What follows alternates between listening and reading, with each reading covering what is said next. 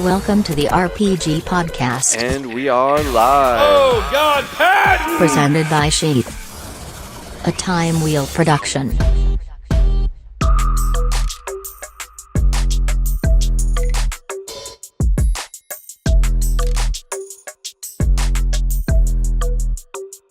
Hello, everyone. I'm Robert Patton, and I'm the CEO of Sheath Underwear, and I'm also the host of the Robert Patton Global Podcast. It's been a good 6 to 8 months since I've done a podcast. Took a little break working on the business. We had a rough year last year with the global economy and decided to put Sheath on the forefront and let the podcast take a back seat. But we're going to be back. We are currently redesigning my podcast studio. So this is going to have to do. This is my work office. As you can see, if you're watching, there's my hyperbaric oxygen tank. Been doing that, trying to take care of myself, optimize as usual, and be the best performing CEO that I can be. You want to treat yourself like a professional athlete, because we are in this year round, day in, day out, no days off, if any. I get a couple, I guess, but very rarely do I take time off, because this is my passion. This is my obsession. This is where all my devotion goes. And but I wanted to come back on here. I'm going to do a little solo pod. I might do these from time to time. I've never really done one that aired, but I got this sweet new hat from Melon. It's a Melon Sheath collaboration. They are not available, but they might be available on the website by the time you see this or soon after. We have a very limited quantity, but it's something. I really respect the brand, and I think it's a good collaboration for Sheath and for Melon. So shout out to us. So let's see. What's something that I got wrong before about business, success, and life? Well, in terms of business, I started quite a few companies before, or attempted to start a couple of companies, and I always gave up before the company was successful. And one of the principles that I learned, obviously, is the whole burn the boats principle, where you just do not give up. You do not give yourself an exit. You burn the boats, no retreat, no surrender. That is Spartan law. And once I started Sheath, I got it tattooed on my back. I went all in, 100%, all the chips on the table. There's no backing down.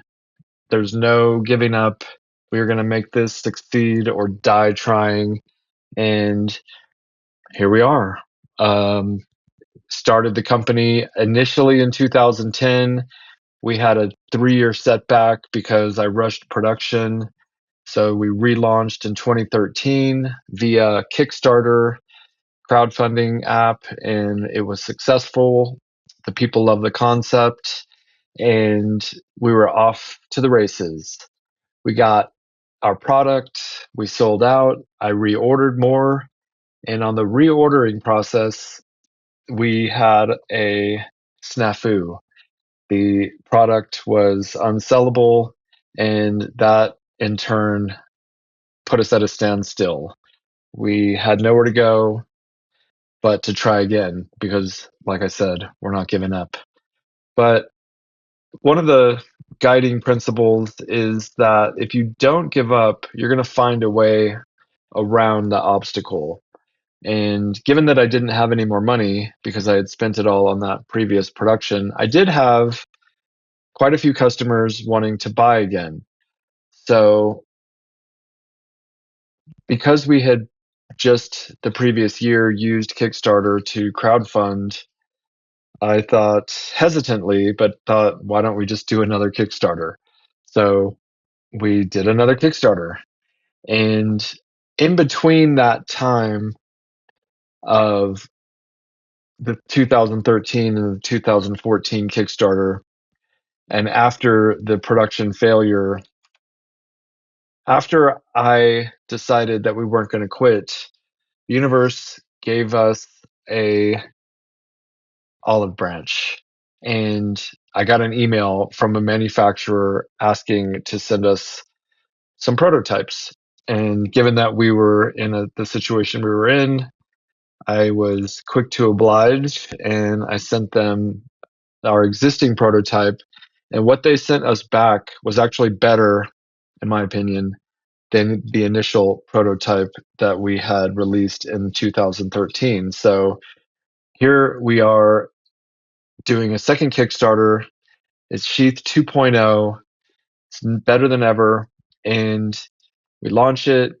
We're biting our nails, waiting to see if we get the crowdfunding. And sure enough, we did. Not only did we achieve our goal, we more than doubled our previous Kickstarter and had a lot of the supporters from the previous Kickstarter in that backed us in the second Kickstarter. So that was really important as a foundation to launch a brand, having an existing customer base that is supportive and enthusiastic about your product. So in 2013, we made $30,000. I think that's including the Kickstarter. I'd have to look at that. But then in 2014, we made $60,000. And then we've been with that same manufacturer since 2014, but in 2015, we made 120,000. So we doubled. And then we made 250. Then we made a half a million. Then we made 1 million. Then we made 2 million. Then we made 4 million. So the lesson that I learned from previous business ventures was just don't give up. You're going to be successful if you keep trying. If anyone can do it, you can do it. And if I can do it, you can do it. Because as we all know, I'm nothing special. I'm just the average guy with I have a pretty unreasonable level of determination, though, that I feel like I maybe developed in sports.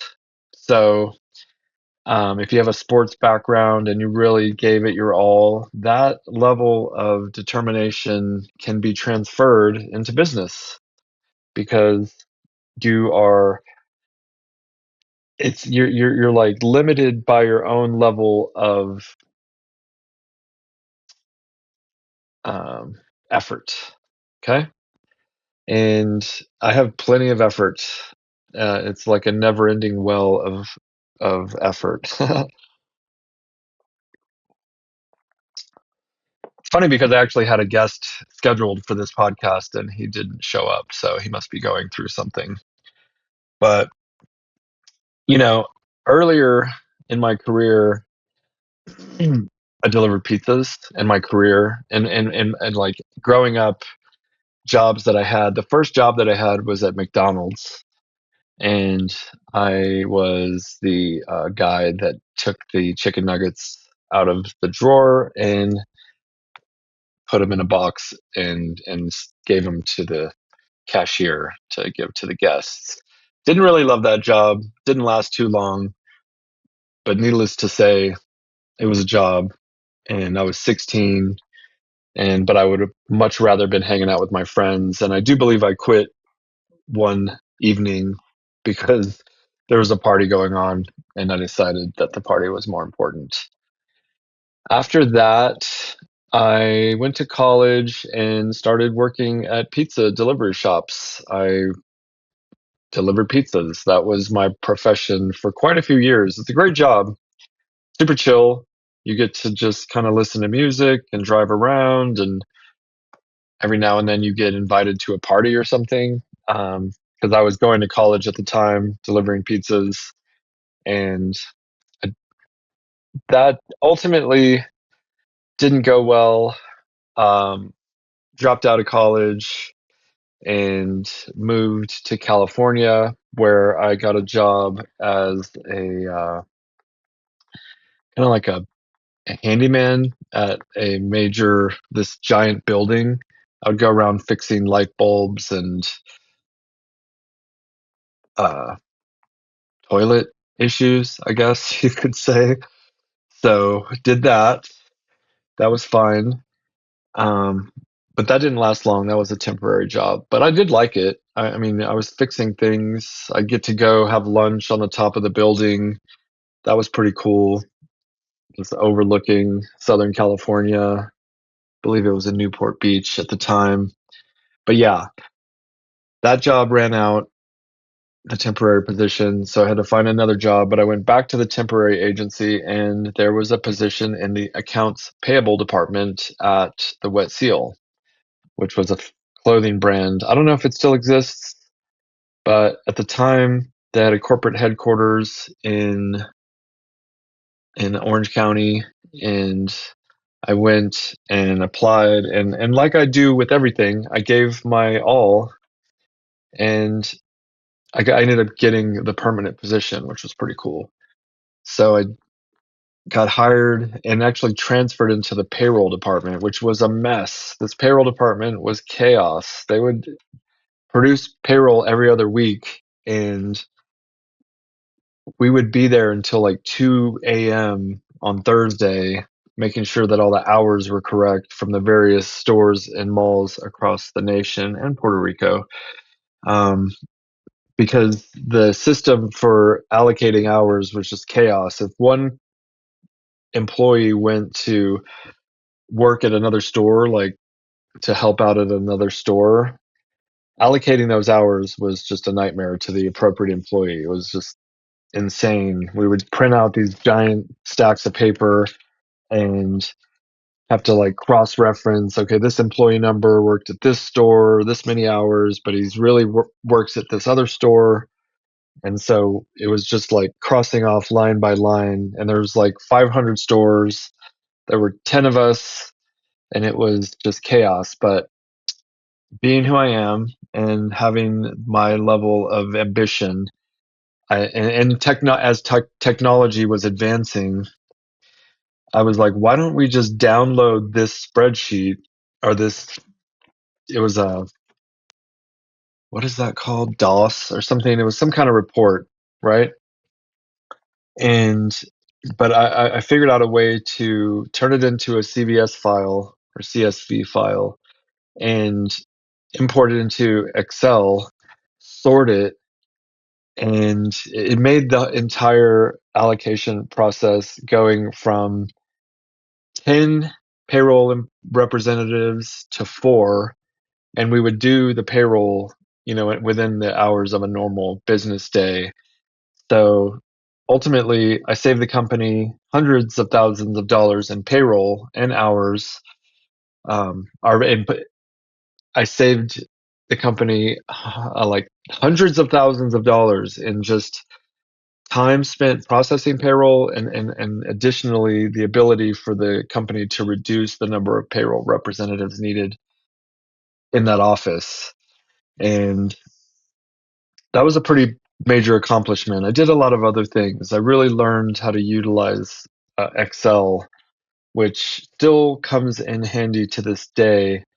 I know how to 10 key really fast, and um, when you're looking at reports or putting reports together, even though I'm the CEO, I still do some of the manual grunt work regarding spreadsheets and data and analysis and things. So all of the, my sports career, my professional career, then I went into the army. Ultimately, I hit like a ceiling, if you will, at the Wet Seal.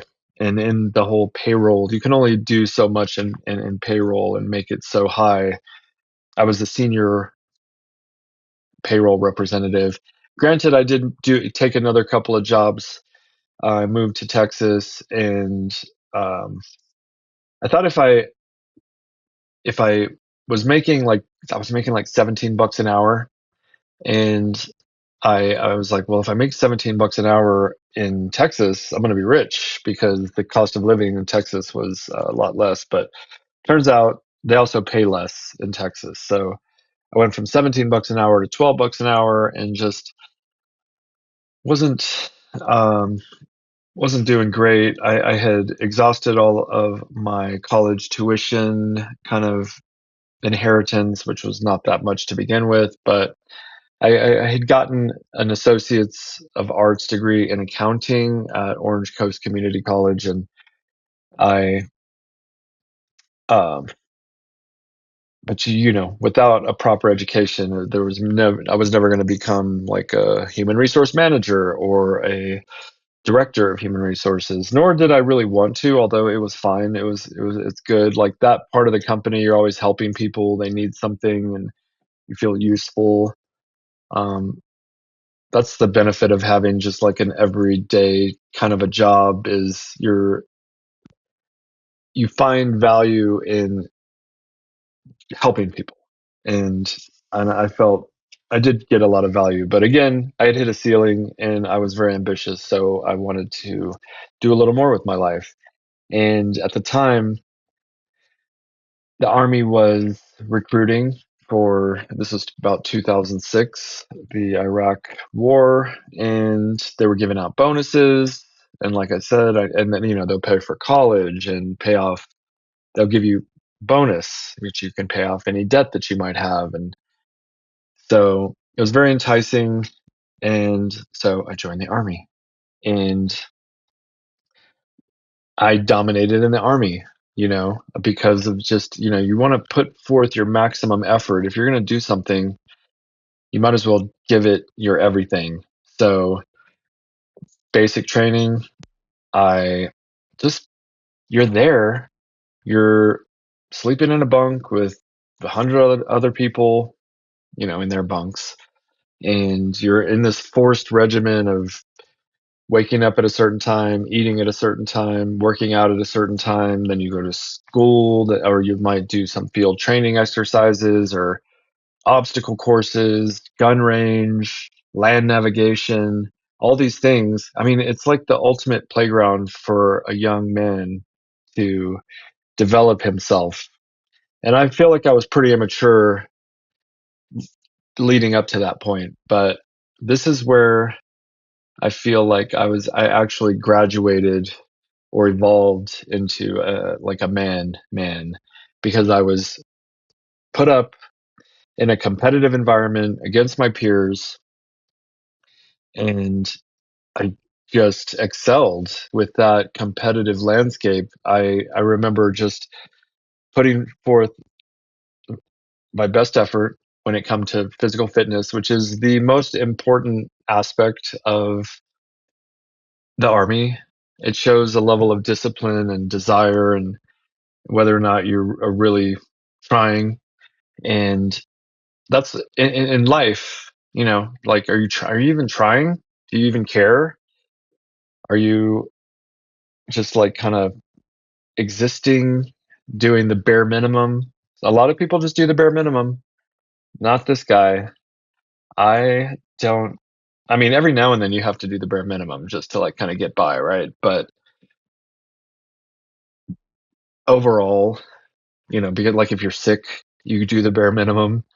But on a day-to-day basis, you can't just do the bare minimum. You have to dedicate yourself to excellence and put forth your maximum effort. Go max, right?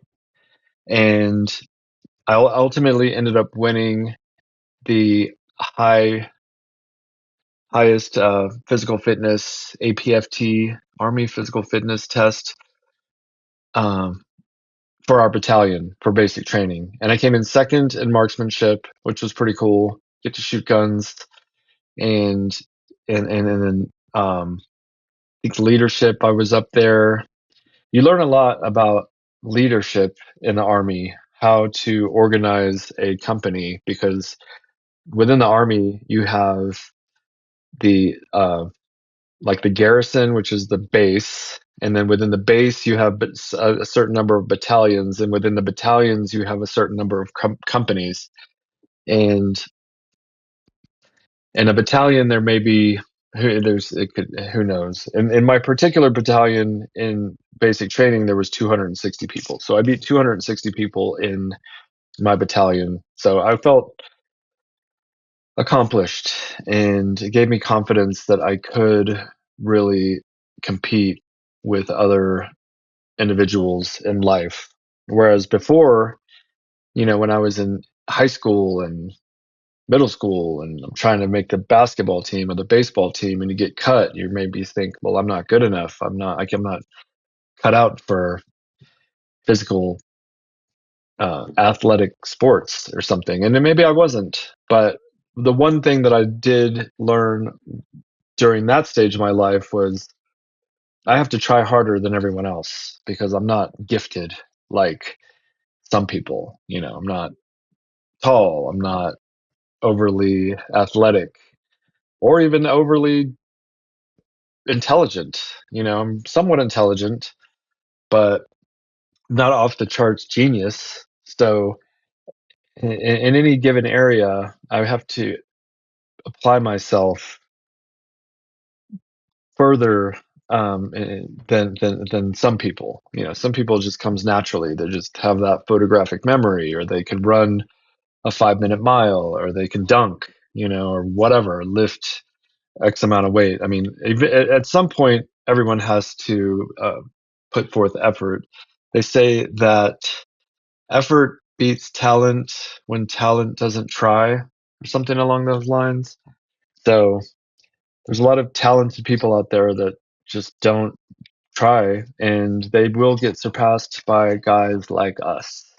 And if you are talented, put forth that effort and you will just be exceptional. If you're talented already and you try hard, you're just going to dominate. And there are people out there that exist like that, but a lot of people that are gifted, they don't develop that level of work ethic necessary to achieve later on in life because it was too easy growing up. You're already tall, you're already smart, you're already good looking, you're already fit, and so why try? And then by the time you're in your early adulthood, it's not going to be so easy. Now you're not in a small town competing with 200 classmates.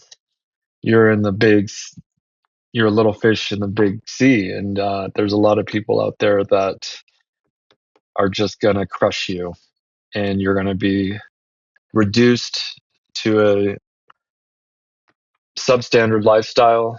And so my point to all of you is you got to try. You got to give it your all. Don't give up. When you come up to an obstacle, you need to figure it out. Figure out a way to overcome that obstacle. I know so many people who have business ideas that never even start.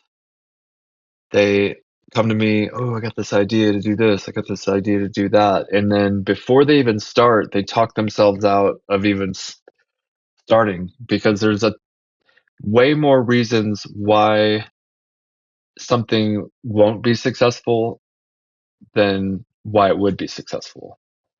And I mean, I'm reading this book by Elon Musk. I'm reading a couple of them actually. The Book of Elon and Elon Musk by Walter Isaacson, the biography. Fascinating.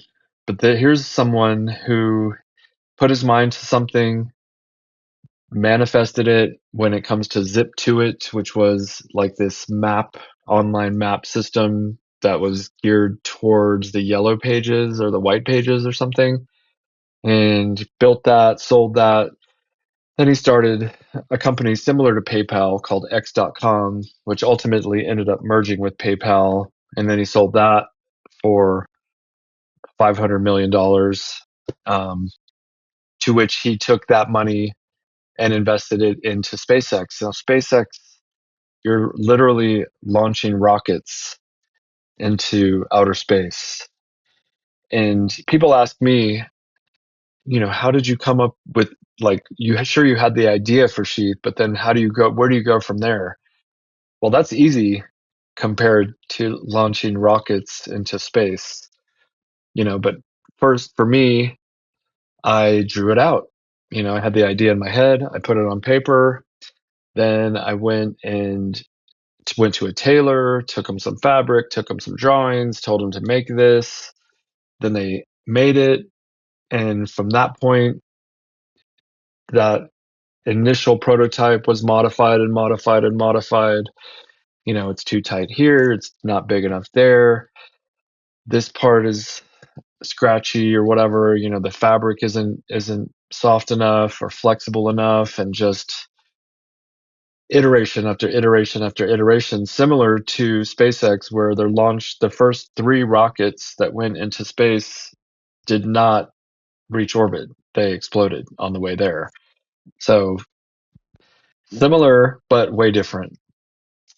But it's all about, like executing, because I have ideas for days, all day, every day. We need to do for the company even, you know, um, we need to do this, we need to do that. And half of them don't make it down to full execution because that's the hard part.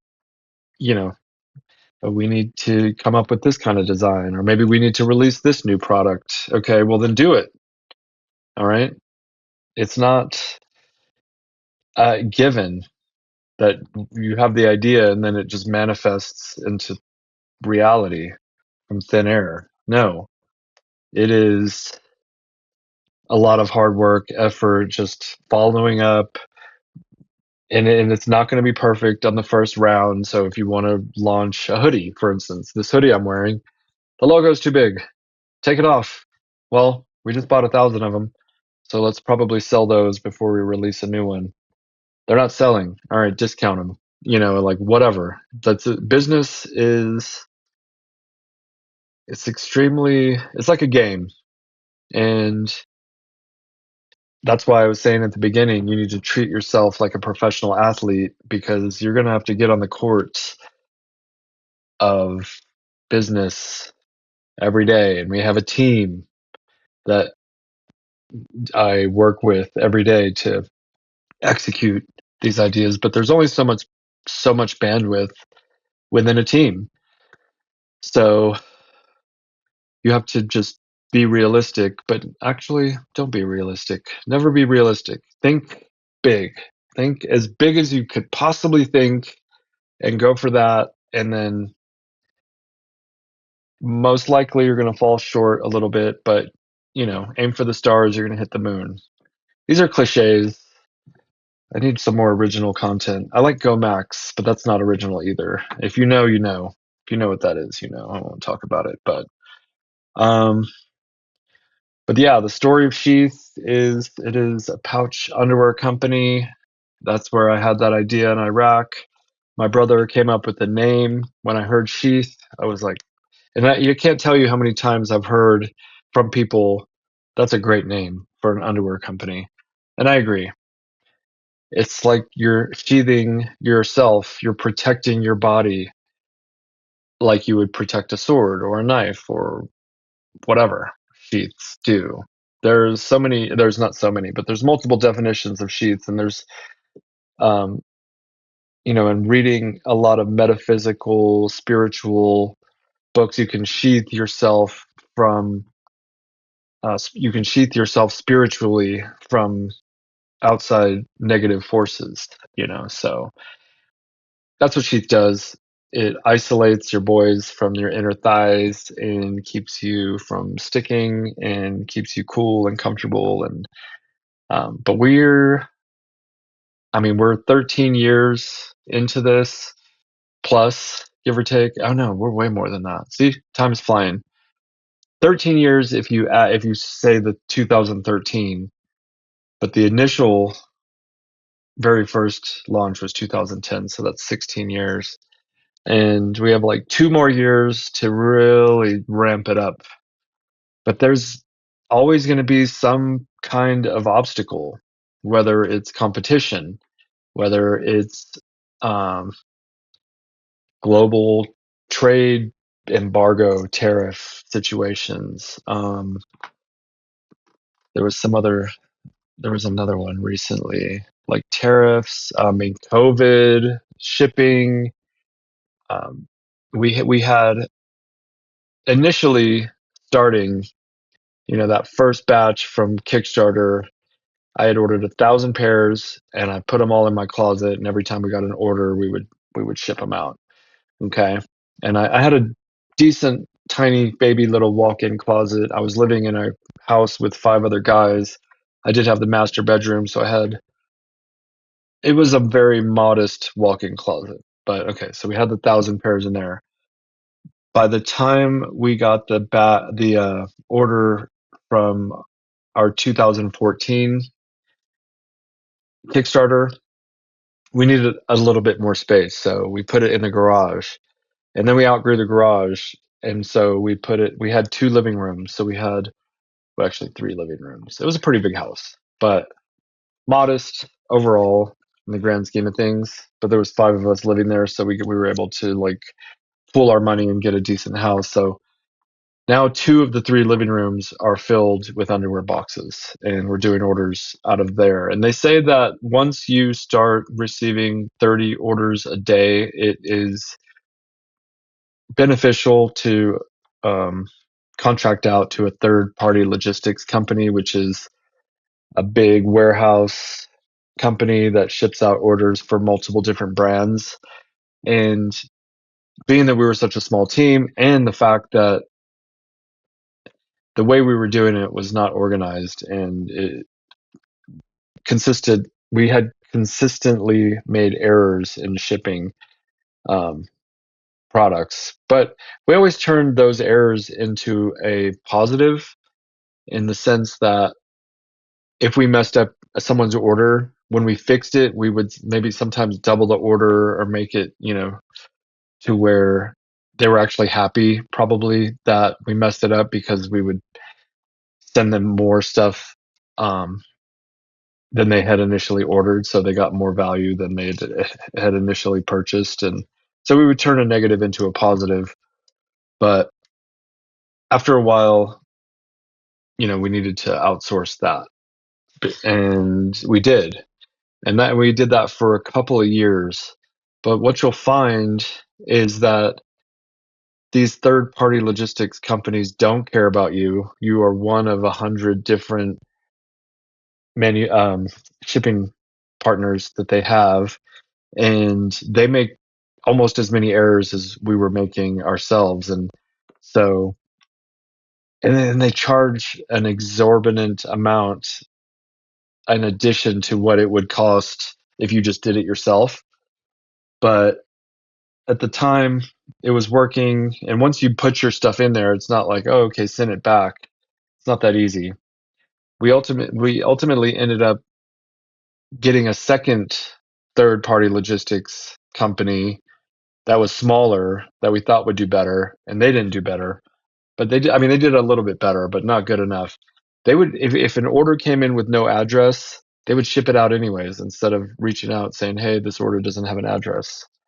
That's insane. You you don't want to give me a call? Maybe like give us a heads up so we can check with the customer. Same thing with the other third party logistics. They didn't verify addresses to make sure they were valid. They would just ship it out to some, customers are going to put in the wrong address. Guaranteed. It happens. It might be an old address. And then if it's an old address, you can't really fix it unless the customer reaches out to you. And guess what? If the customer reaches out to you and says, "Hey, my address is wrong," you can't then tell the third party logistics company to update the address. They're going to be like, "Sorry, too late. It's already gone," or it's already in the processing batch. Like, well, fucking void it or something. No. In fact, you couldn't even get in touch with anyone if you wanted to, anyways. So, keeping it in house, knowing that you are going to take care of your customer best, and then having the ability to be flexible if a customer does call. I mean, and it happens all the time. Oh, I put in my wrong address. Oh, I put in the wrong size. These other companies, too late. And you're paying for that shipping. You're paying for that return. And you're paying for the next shipment. And they have their fees on top of the cost of the shipment. It's bananas. So good luck with that. Just do it yourself. And so, but we did not pull our inventory from these third-party logistics companies until COVID happened. And when COVID happened, because these 3PLs were not um, a mandatory kind of business operating, they weren't. There was some word for it. Liquor stores could be open, but these particular companies did not. They were like banned from operating or something along those lines. So if we're still getting orders on our website, but they weren't being shipped out. So we decided at that point to bring it back home, baby. And at this point, 4 years later, we were trying to operate in this room right here that I'm in, which is kind of absurd if you think about it. And it was just silly because we didn't realize how much we had grown over the past 5 years. So, but we brought it home and we did do it out of this house, and I have in a basement downstairs for about a month or two before we realized that it was just not realistic to keep. It wasn't efficient. We had all the boxes down in the basement, and this is on the second floor. So we would have to go downstairs to the basement, get the underwear, bring it upstairs, package it.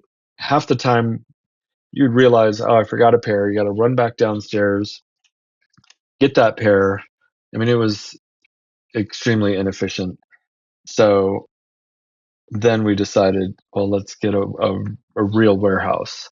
Well, there were no real warehouses in the area, Woodland Park, that I live.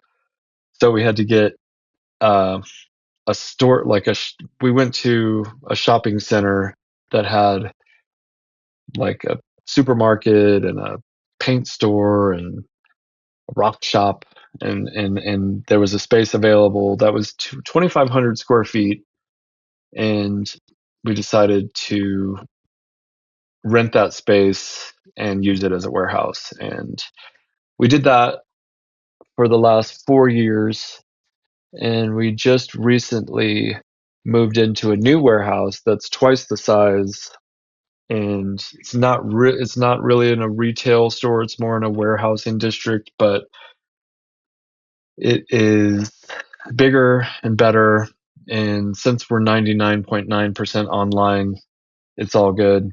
We do have a storefront where you can come in should you feel inclined to do so, and we will take care of you. But you can also just order online. But if you're in town, if you're driving through, come check us out for sure. It's chill.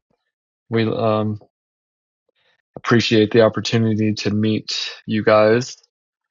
And the next the next phase, I think, is going to be automation, robotics, and just 24-hour nonstop order processing. So, I mean, we want to be able to provide the level of service to our customers that Amazon provides, and we do already. We just like if you order from our website, your order will ship out the very next day, unless the next day is a Sunday. Okay. Um, there's no shipping on Sundays, obviously, and or a holiday. But we same day ship, we priority ship. That's a good point, though.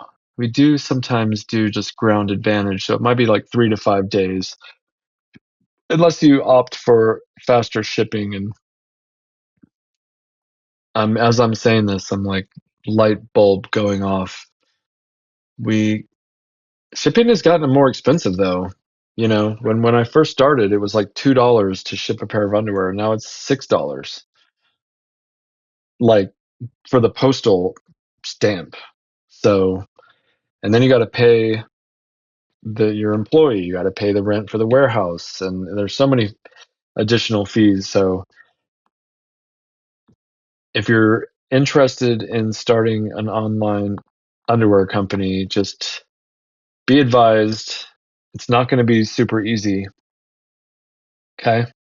It's just not going to be super easy, but it's fine. If you put your mind to it, you can do it. We got 10 employees, a lot of contractors, a lot of external partners, whether, in the manufacturing and development side or advertising side. I mean, if you put it together in terms of how many people we work with or pay, I mean, we only have 10 employees, but we have, like I said, a great number of partners that we work with. And with AI, I got Claude, I got Chat, I got OpenClaw, I got Gemini, we got Microsoft Copilot, and all the things. Whisperflow, check out Whisperflow. I listen to Diary of a CEO. Great podcast, love it. Check it out. You will not be disappointed. I wish I could be as helpful and informative as that guy is. But if you, I've had some really good guests on though, and I guess I should be a little bit more inquisitive to the principles that they follow to be successful. A lot of times we're just chatting, kind of Joe Roganing it up, but there's gems in there. But I could be more direct and focused on how can this conversation with this guest be beneficial to the audience member. But then at the same time, I also think of this as a time capsule for myself or people, loved ones, in the future can look back and see kind of like where we were at and what we were doing. It's a historical and accounting of the progress overall. Love you guys. I am super excited to be back doing this. It's been a long time.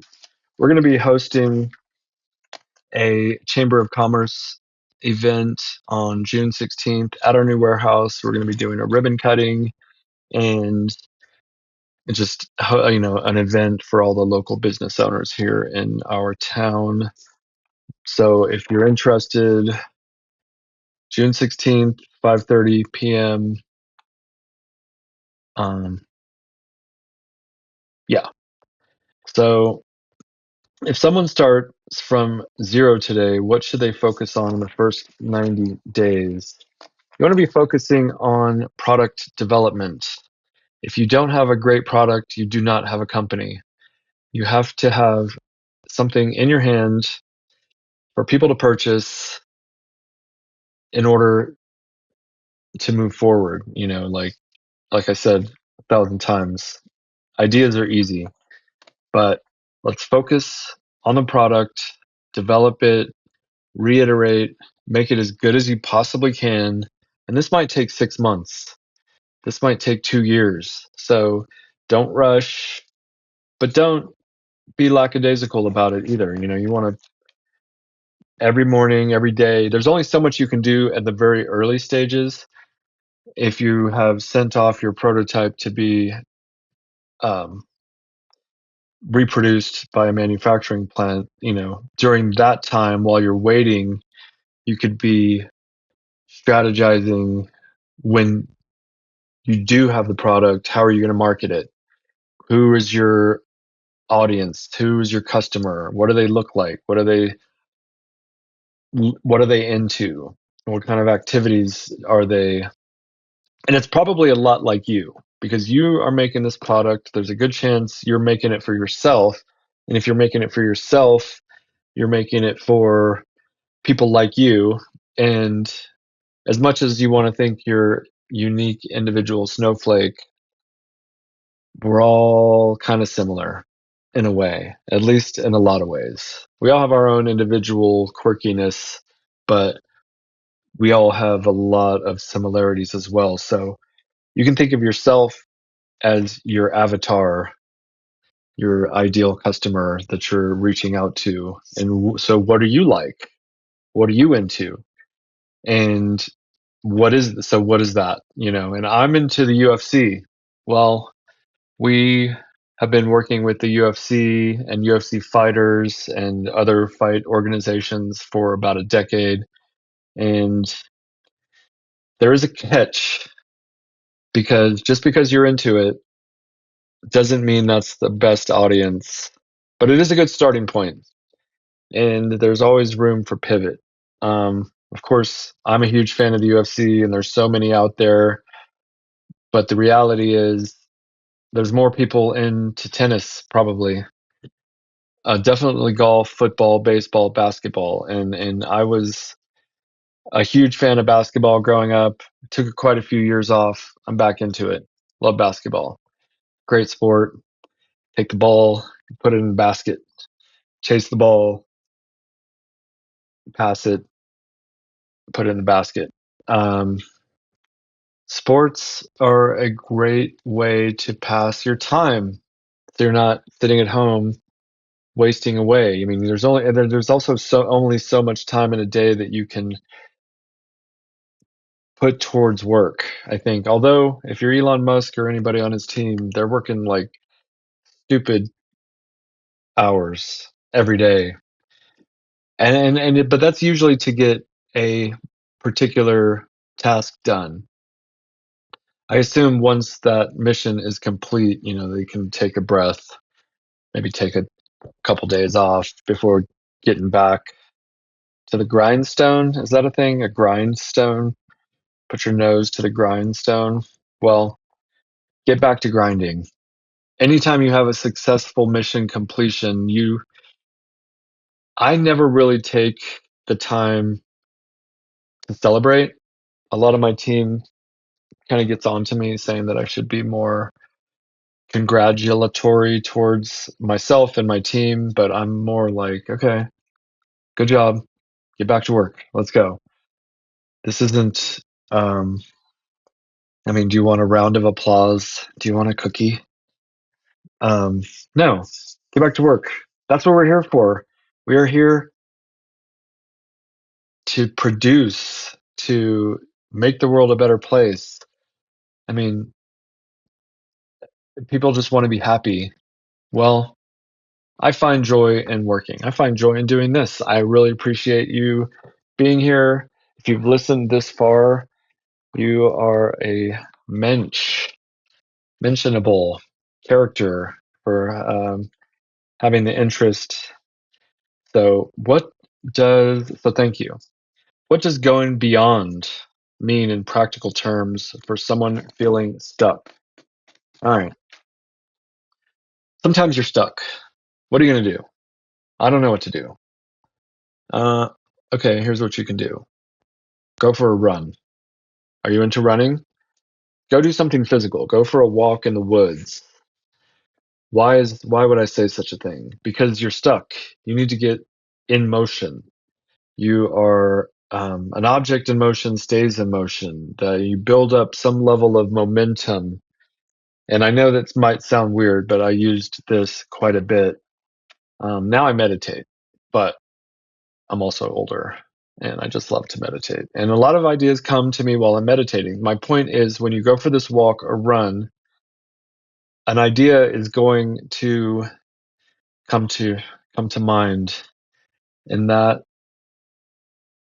that your heart's pumping, your blood is pumping, you get home and you get into action. Whatever idea, solution you had during that walk or run is there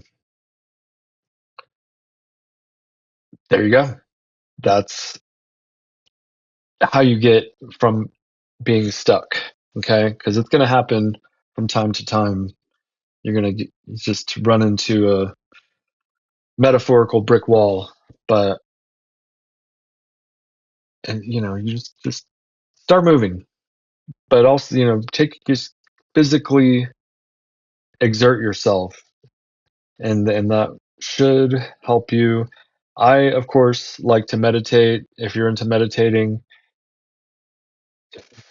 you might want to actually meditate during a time where you would actually be working. Like, so when your mind is at its peak level, a lot of people are like, okay, I can't meditate because my mind is running. Well, that's good. Okay. Write all that stuff down. That's important.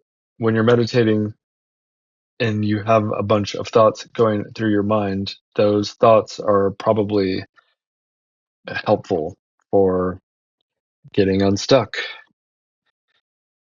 What belief about success have you changed your mind on?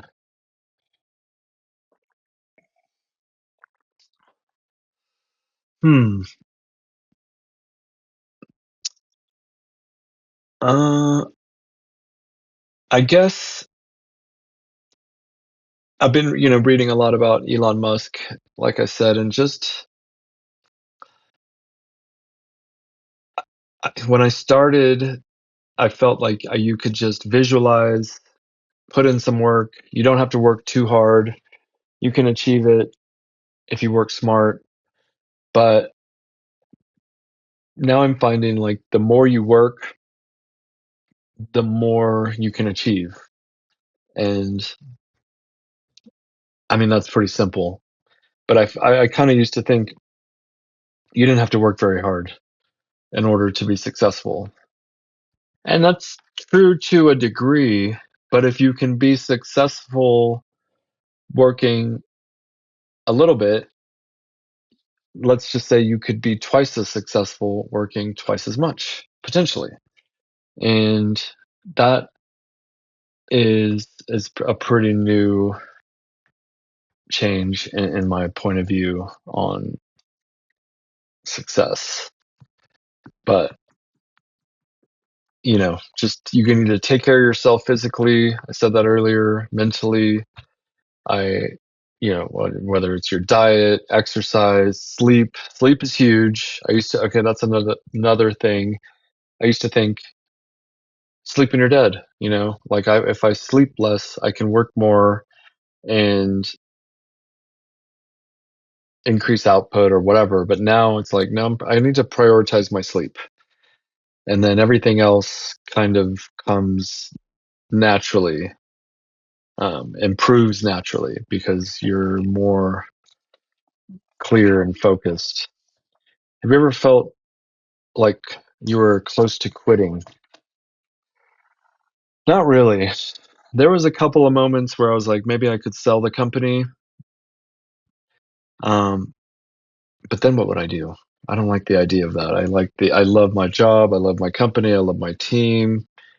I love the potential that Sheath has for greatness at being 1,000-year dynasty. We have only just begun. We're not even the 10th.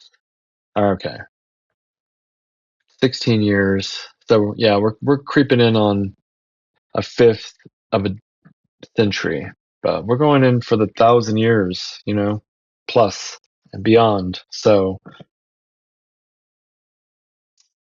um, but and when it came to like talking about quitting, it's just like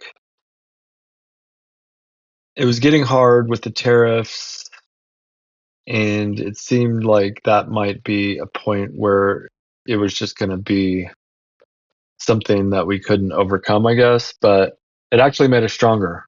But when you don't quit and you go through the hard times, it's going to make you stronger so that you're more resilient when a new obstacle presents itself. So, um, let's see. What advice would you give? I already said that. Follow-ups. Let's see. What's the story? Nope, did that.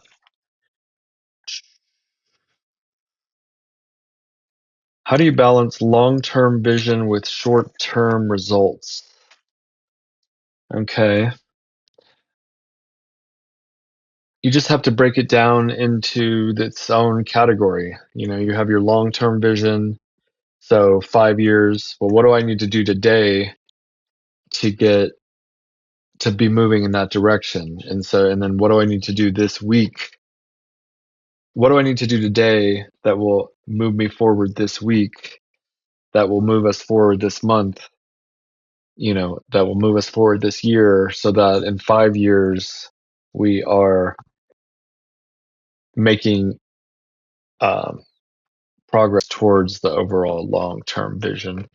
There's a book called The One Thing, so focus in your time into blocks of focus instead of trying to multitask, which we all do. I do still, but narrow in your vision, narrow in your focus, narrow in your energy to the thing that needs to be done and just do it. It's so easy to get distracted in this day and age from the one thing that you should be doing, that if you did do that, it would make your life easier overall. And sometimes that's just getting a good night's sleep. If you get a good night's sleep, you're going to be more capable of performing the next day. Okay, so hone in your sleep. Then when you get that going, your diet, your physical fitness, but in terms of working, just do one thing every day that moves you closer to your end goal. And that should do the trick. If you guys are interested in the product, it's sheath.com. Check it out. We bought sheath.com. It's also sheathunderwear.com, but you can use either one of those links. And we should put a link in the description for that. But use promo code RPG to get 20% off of your purchase. This is a prototype. I'll show you. These are Blue Colossus. This is a great pair of underwear available in our long length version, long leg length, 8 inches, and it is made out of modal. It is a solid, soft fabric that it's very durable. You should be able to wash this 1,000 times and it'll still be like brand new. If you ever have any issues, contact our customer service team. We will take care of you. I should be having some more guests coming on here pretty soon, but if it's just solo, then that's fun too. And I appreciate you sitting here listening. I will be back soon. Hope you have a great week. You are amazing. You are a superstar. You have what it takes to be successful. Read Think and Grow Rich. Read inspirational books. Listen to inspirational podcasts. Listen to inspirational books. And create a mastermind group of like-minded individuals who are on a similar path as yourself to support each other, challenge each other, compete with each other even a little bit healthily. And these are some of the principles. Just have faith that if you move forward, you're going to be successful eventually, but you have to also have that level of determination that if you don't get paid for 20 years, you would still be hustling and grinding towards that ultimate goal. And I know that sounds like an unrealistic expectation, but it's not going to take you 20 years. But you need to have that level of devotion towards your goal if you ultimately want to be successful in a world full of competitors. This is not, little league. You're not going to get a participation credit. You need to put yourself, treat yourself like a professional athlete, treat yourself like a professional business person. Go forth, work hard, learn your trade, and find partners to network with to accomplish your goals. You cannot do it alone.